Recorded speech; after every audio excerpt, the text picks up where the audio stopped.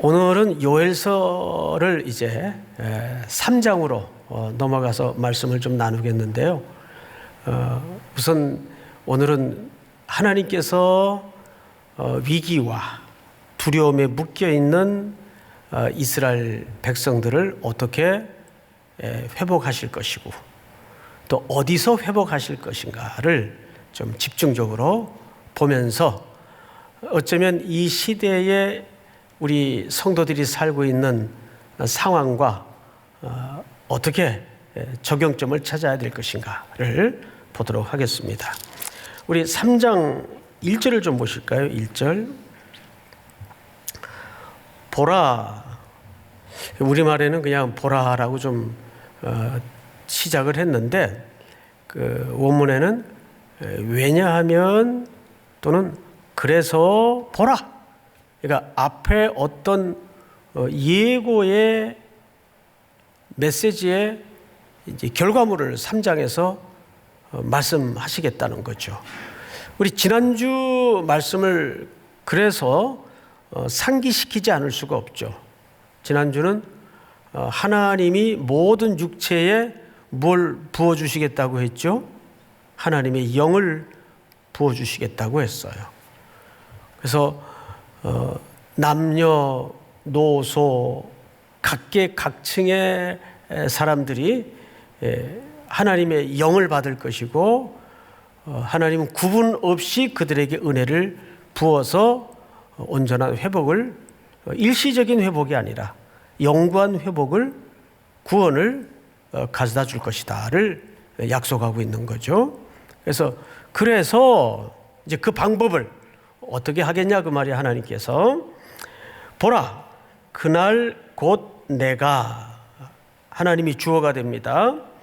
유다와 예루살렘 가운데에서 사로잡힌 자들을 돌아오게 할 그때에 이제 하나님께서 포로됐던 자들을 돌아오게 하고 무너졌던 것들을 다 일으키고 회복하시겠다는 약속을 하시는데 그 약속을 구체적으로 어떻게 시행하실 것인가가 이제 오늘 2절입니다. 그런 차원에서 2절을 한번 같이 읽어볼까요? 2절 다 같이 시작.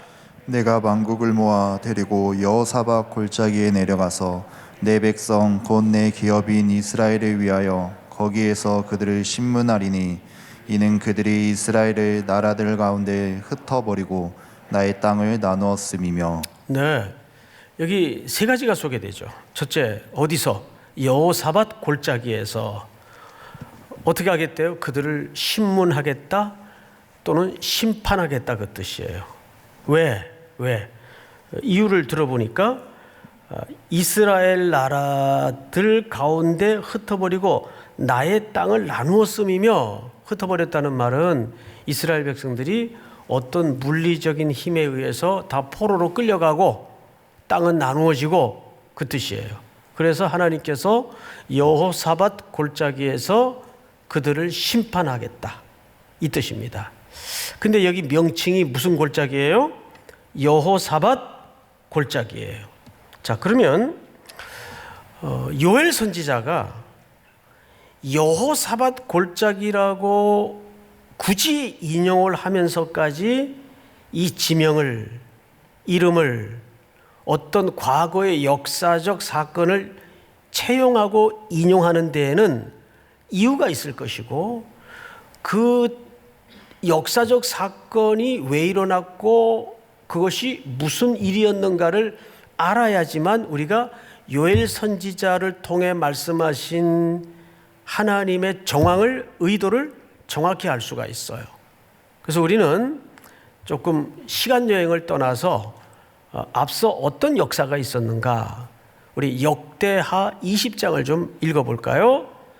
여호와의 영이 회중 가운데에서 레위 사람 야하시엘에게 임하였으니 그는 아삽 자손 마따냐의 현손이요 여이엘의 증손이요 분하야의 손자요 스가랴의 아들이더라. 여기까지만 끊고 좀 설명을 드리겠습니다. 이 당시 요엘 선지자가 활동하던 훨씬 이전의 어떤 역사예요. 유다와 이스라엘은 나누어져 있었어요. 근데 이때 유다 왕이 누군가 하면 바로 여호사밧이라는 왕이에요. 근데 어느 날 매우 긴급한 보고가 접수가 됩니다. 큰일 났습니다. 동쪽 사해를 넘어서 암몬과 모압이 연합군을 다른 부족과 합해서 거대한 연합군을 조직해서 이 민족을 먹으려고 지금 코앞에까지 닥쳐져 있습니다. 이런 위급하고 긴박한 보고가 접수된 겁니다. 이때 유다의 왕이었던 여호사밧. 근데 이 여호사밧이라는 이름이 무슨 뜻인가 하면 여호와 플러스 사바트, 사바트라는 말은 재판한다, 심판한다 그 뜻이에요.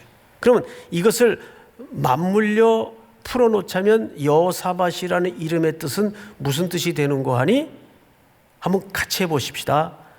하나님이 재판하신다 또는 하나님이 심판하신다 그 뜻이에요. 왕의 이름 속에 담긴 의미예요. 이때 여호사밧 왕이 그 보고를 듣고 전쟁을 준비하는 게 아니라 제일 먼저 금식을 선포합니다. 그리고 두 번째는 모든 백성들로 하여금 하나님 앞에 엎드리도록 기도하게 만듭니다. 이것은 국가적 재난이고 시대적 위기니까 우리가 금식하며 기도하자. 이렇게 된 거죠. 그러고 나서 그 기도를 하나님께서 들으시고 방금 읽었던 역대하 20장 14절 말씀 볼까요? 하나님의 영이 임하는 거예요. 그리고 15절 야하시엘이 이르되 온 유다와 예루살렘 주민과 여호사밧 왕이여 들을지어다. 야하시엘이 여호와의 영이 임한 사람이에요. 우리 지난주에도 하나님의 영이 누구에게 임했죠?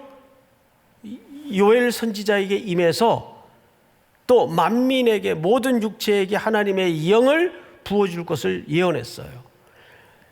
야하시엘이 하나님의 영을 받은 사람이에요. 이르되 온 유다와 예루살렘 주민과 여호사밧 왕이여 들을지어다. 여호와께서 이제 하나님의 메시지예요. 여호와께서 이같이 너희에게 말씀하시기를 너희는 이 큰 무리로 말미암아 뭐하지 말거나 두려워하거나 놀라지 말라. 두려워하거나 놀라지 말라. 여러분, 두려움이라는 정서는 필요한 정서일까요? 불필요한 정서일까요? 예? 절대 예수 믿는 사람은 두려움 가져서는 안 돼? 맞나요? 아니에요. 죄에 빠져 제한적이고 유한한 존재인 인간은 생리적으로 두려움을 가질 수밖에 없어요. 제가 지난주 읽었던 책 중에 존 버년의 경외라는 책이 있어요. 그 책은 존 버년이 직접 쓴 책은 아닌데 존 버년의 신앙의 형성 과정을 다른 학자들이 그의 자료를 쭉 모아서 쓴 책입니다. 그런데 그 책을 쭉 읽다 보니까 존 버년의 철로역정을 쓴 분 아시죠? 존 버년의 신앙을 형성한 가장 중요한 내면적 정서가 두려움이라는 거예요. 두려움. 그런데 그 두려움이 놀랍게도 하나님을 향한 무엇으로 바뀌었다는 거죠? 그분의 경외함으로 바뀌었다는 거예요. 자, 우리 창세기 28장을 한번 좀 볼까요? 이 본문을 잠재하고 야곱이 잠이 깨요. 그럼 루스라는 땅의 한 산 중턱에서 노숙을 하다가 꿈에 하나님의 이상을 봐요. 야곱이 잠이 깨어 이르되 여호와께서 과연 여기 계시기를 내가 알지 못하였도다. 이에 뭐하여? 두려워하여.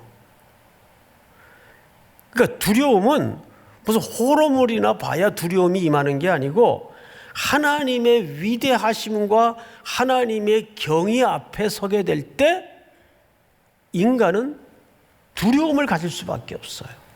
비슷한 인물이 있었죠. 이사야.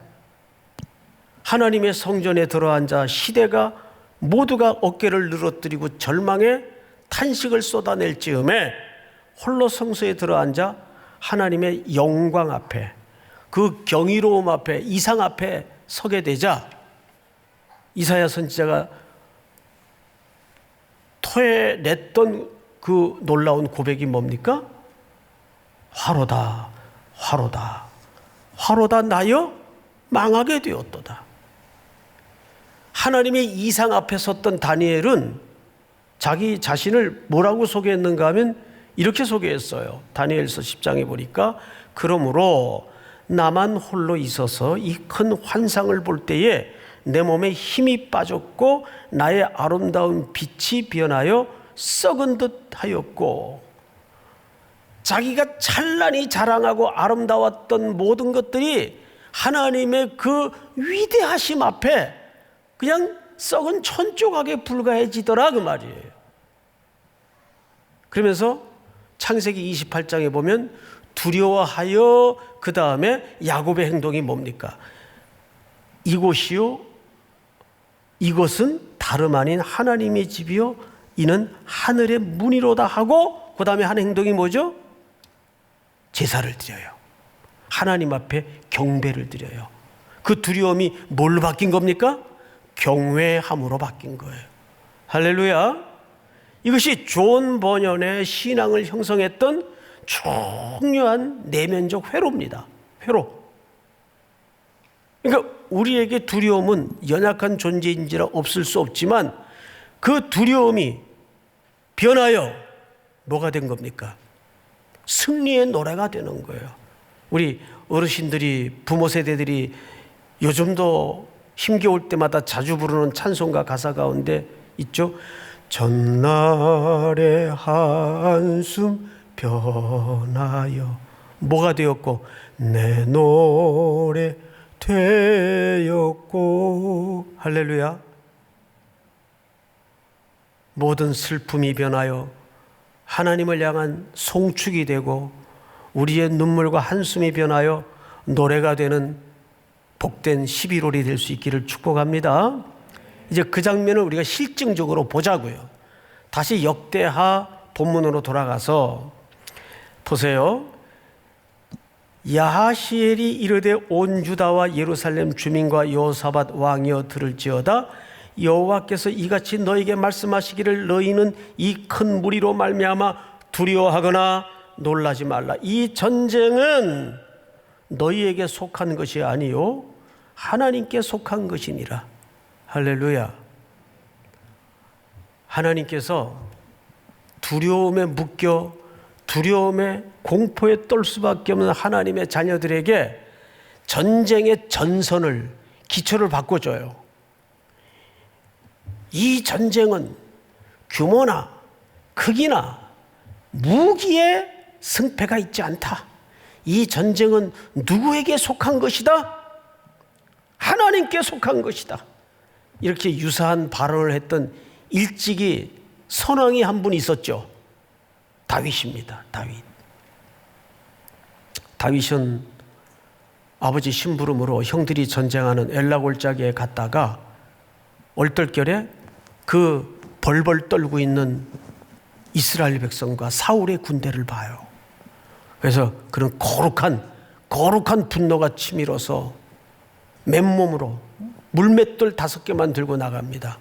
그러면서 그가 일갈했던 선포가 뭐예요? 이 할례 없는 백성이 하나님의 군대를 모독하는도다.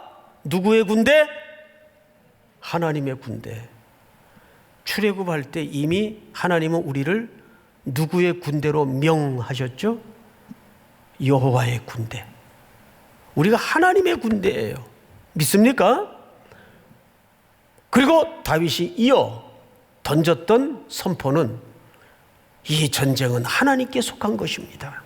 규모나 크기나 세력의 싸움이 아닙니다. 이 전쟁은 하나님께 속한 것입니다. 그리고 물맷돌을 던져서 블레셋의 이마를 정통으로 맞춰서 고목나무 쓰러지듯 쓰러뜨립니다. 말이 돼요? 그 말은 다윗이 했다는 말이 아니라 누가 하셨다는 얘기입니까? 하나님이 하셨다는 얘기예요. 야, 그걸 어떻게 던져가지고 맞췄을까? 골리앗이 얼마나 자이언트였습니까? 그러니까 맞히기가 얼마나 좋았을까요?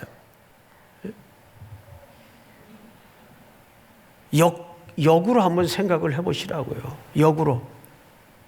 거기 하나님의 기막힌 반전의 메시지가 있어요. 흔히 두려운 게 아니라 흔히 얼마나 맞히기 좋아요.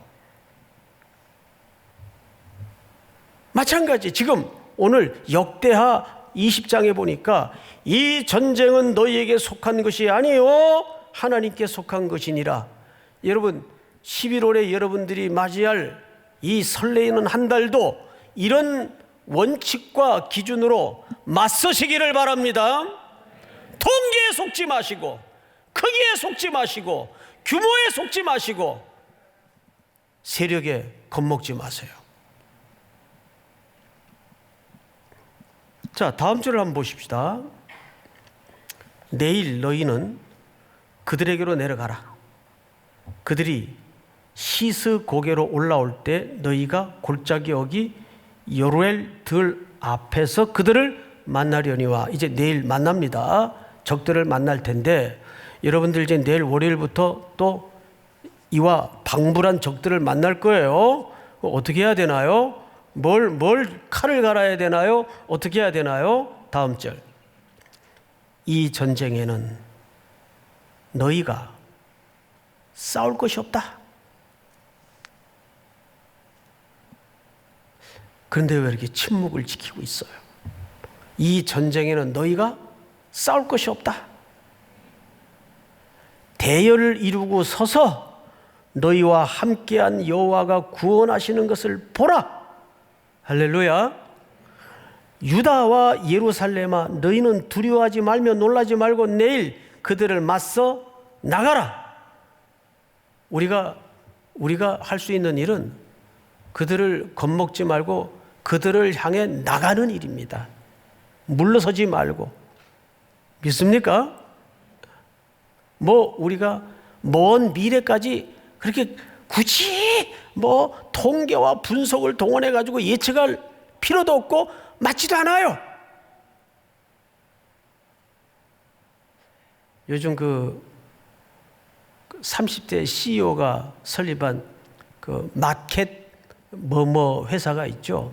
그 CEO의 그 강의를 들어보니까 그분의 철칙이 뭐냐 하면 하루에 한 가지씩 닥쳐진 문제를 풀어가는 일이래요. 하루에 한 가지씩 닥쳐진 일을 풀어가는 일이래요. 그러다 보니까 오늘날 그렇게 촉망받는 회사로 발전을 하더라. 그 얘기를. 간단한 말 같은데 굉장히 중요한 이야기입니다. 그걸 꾸준히 하니까 하나씩 난제가 치워지더라는 거죠. 우리 나가야 돼요. 안 나가고 무엇인가 일어날 것을 바라는 것은 그건 안 돼요.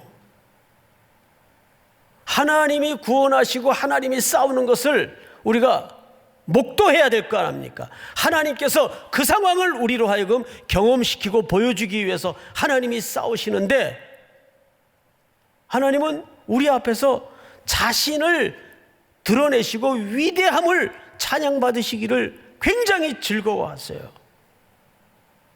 그런데 나가지도 않으면 하나님이 좀 우리 인간적인 표현으로 무슨 재미로 살아요? 에? 하나님이 무슨 맛으로 사냐 말이에요. 밥을 해놨으면 그걸 자녀들이 정말 짭짭거리면서 맛있게 먹는 걸 보여야 밥한 엄마가 흥이 날 거 아니에요. 기쁠 거 아니에요. 똑같은 거예요. 믿습니까? 하나님이 지금 상 다 차려놓고 가서 맛을 봐라, 이게 어떤지 했는데도 밥상에도 안 앉으면 그런 고얀 자식이 어디 있어요? 맛있게 먹어야지. 이 똑같은 거예요. 가서 너희 싸울 거 없다, 밥은 내가 다 해놨다, 가서 너희가 맛만 봐라, 맛만. 그것도 안 해. 할렐루야. 그 얘기예요. 자, 성경을 또 볼까요? 우리 역대하 20장. 이게 이제 여호사밧의 골짜기를 이해하기 위해서 지금 좀 길게 설명을 드리니까, 이에 백성들이 아침에 일찍이 일어나서 드고와 들로 나가니라. 백성들이 나갔어요. 나갈 때 여호사밧이 서서 이르되, 유다와 예루살렘 주민들아, 내 말을 들을지어다. 너희는 너희 하나님 여호와를 뭐하라? 신뢰하라. 우리 아까 특송 가사에도 나오죠? 하나님을 신뢰하는 거. 그러니까 전쟁은 전략에, 무기에, 군대의 숫자에 승패가 갈라지지 않고, 하나님의 백성들의 삶의 현장이라는 모든 전쟁은 그분을 신뢰하는 싸움이지 숫자로 싸우는 싸움이 아니에요. 규모나 크기로 싸우는 싸움이 아니에요. 성도의 삶의 전쟁은 그분을 신뢰하는 전쟁이에요. 믿습니까? 그분을 신뢰하는 싸움이에요. 우리 남은 2달 그분을 철저히 신뢰하십시다. 의지하십시다. 그게 능력이에요. 신뢰하라. 그리하면 경고히 서리라. 그의 선지자들을 신뢰하라. 그리하면 형통하리라. 다음 절. 다 같이 시작. 백성과 더불어 의논하고 노래하는 자들을 택하여 거룩한 예복을 입히고 군대 앞에서 행진하며 여호와를 찬송하여 이르기를, 여호와께 감사하세, 그의 인자하심이 영원하도다 하게 하였더니. 여러분, 이게 얼마나 지금 웃기는 장면인지 아십니까? 찬양을 하는데 왜 웃기지? 지금 무슨 상황이에요? 전쟁이란 말이에요. 이제 전쟁을 하고 있단 말이에요. 근데 여호사밧 왕이 하나님의 약속을 신뢰하고 제일 먼저 행렬의 조직 앞에 뭘 세웠어요? 찬양대를 먼저 세웠어요. 찬양대를. 찬양이라는 것은 그분의 위대하심과 그분의 능력을 가슴이 터치도록 흥겨움으로 폭발하는 음악이에요. 믿습니까? 그러면 이게 무슨 소리예요? 이미 하나님의 언약을 믿고 그분이 이루어 놓으신 승리를 믿고 뭘 먼저 선포하는 겁니까? 그 승리의 선포의 또 다른 표현이 찬양으로 준비되는 거예요. 여러분, 그래서 힘겹거나 어둡거나 공부할 때 마음이 여러 가지로 눈에 보이는 것들로 들려오는 것들로 짓눌릴 때 뭘 해야 돼요? 찬양하세요. 목이 터져라 찬양하지 마시고 가슴이 터져라 찬양하세요. 찬양은 놀라운 능력이 나타납니다. 하나님이 가장 기뻐하시는 거예요. 그래서 내 백성은 내가 찬송케 하기 위해서 지었다 그러잖아요. 얼마나 찬양이 중요해요.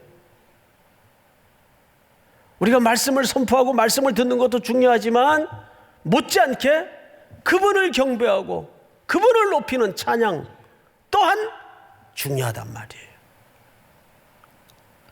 그래서 가장 좋은 찬양은 자기의 어떤 간증이 담기고 고백이 담기는 것도 넓은 의미에서는 좋은데, 더 명징스러운 정확한 찬양은 하나님의 능력과 그분의 구원하심과 그분의 경이로움과 그분의 위대하심을 노래하는 거예요. 믿습니까? 어둠의 구석구석까지 그 하나님의 통치가 선포되도록 여러분들이 찬양하는 거예요. 찬양. 이 찬양대를 앞에 세워버려요. 다음 절을 볼까요? 그 노래와 찬송이 시작될 때에 여호와께서 복병을 두어 유다를 치러 온 암몬 자손과 모압과 세일산 주민들을 치게 하심으로 그들이 패하였으니, 나중에 집에 돌아가셔서 이 다음 절을 한번 쭉 읽어보세요. 그들이 어떻게 서로 망하는지 아세요? 지들끼리 막 치고받고 죽어요. 한 명도 남김없이. 자기네들끼리 막 치고받아요. 적들끼리. 우리 다음 절을 볼까요? 곧 암몬과 모압 자손이 일어나 세일산 주민들을 쳐서 진멸하고, 보세요. 곧 암몬과 모압 자손이 일어나 세일 주민들을 쳐. 이게 다 연합군들이거든요. 그러니까 자기네들끼리 물고 죽이는 거예요.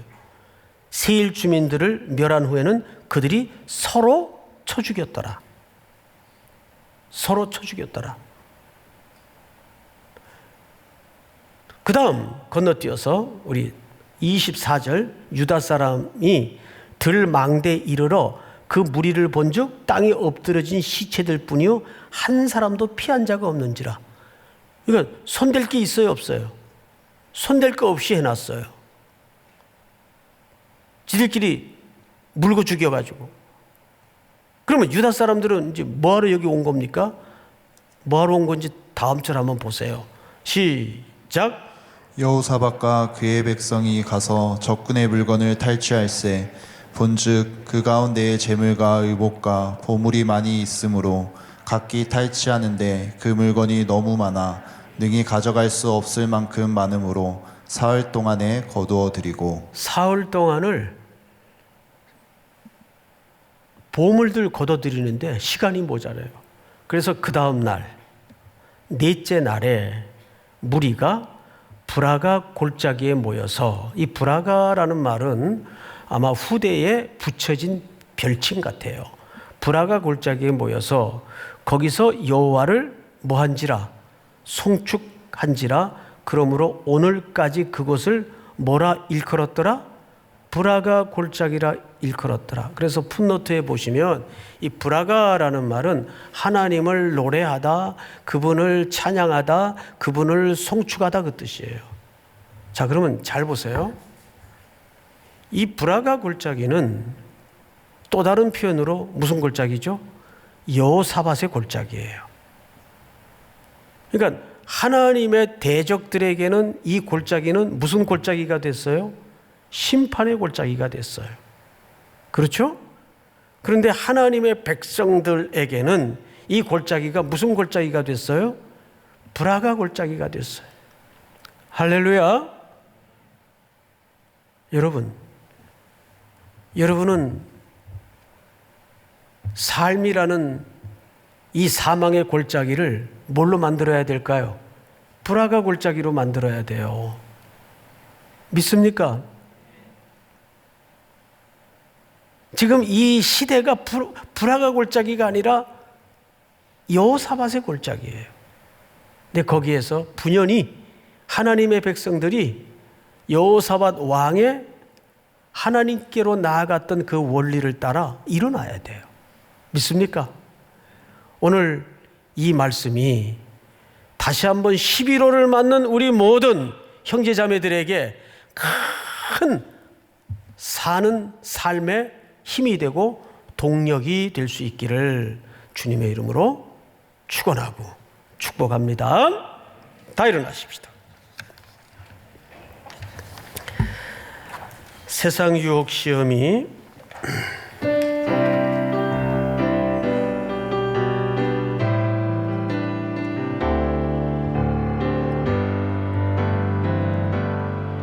세상의 유혹 시험이 내게 몰려올 때에 나의 힘으론 그것들 모두 이길 수 없네. 거대한 폭풍 가운데 위축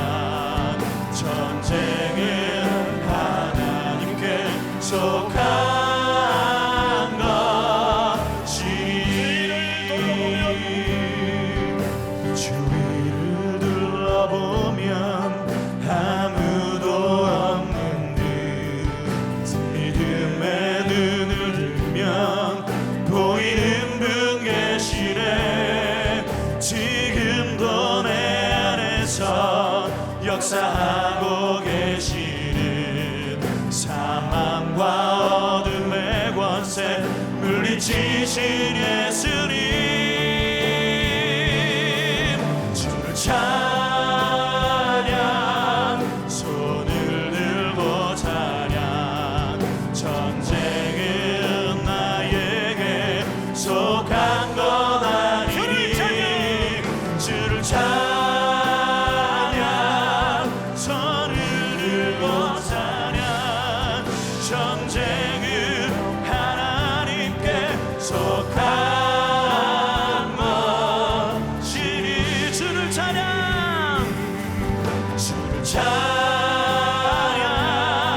손을 들고 찬양 전쟁은 나에게 속한 것 아니니 주를 찬양 손을 들고 찬양 전쟁은 하나님께 속한 것 전쟁은 하나님께 속한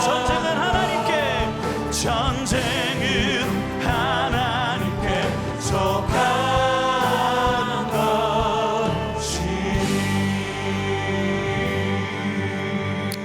우리 두 손을 모으고 한번 기도합시다. 찬양의 가사처럼 세 달, 한 달도 하나님께서 그렇게 이루어 주실 줄을 신뢰합니다.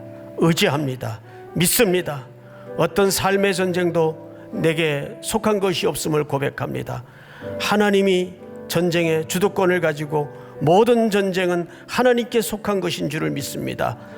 내 눈에 보이는 여호사밧의 골짜기가 브라가의 골짜기로 변화되는 한 달이 될 수 있도록 도와주시고 하나님이 주도하시어 바꾸어주는 브라가의 골짜기의 삶이 되도록 이끌어 주시옵소서. 우리 한번 주여 부른 다음에 기도합니다. 주여. 하나님 아버지 감사합니다. 영광을 받으시옵소서. 오늘도 우리에게 허락하신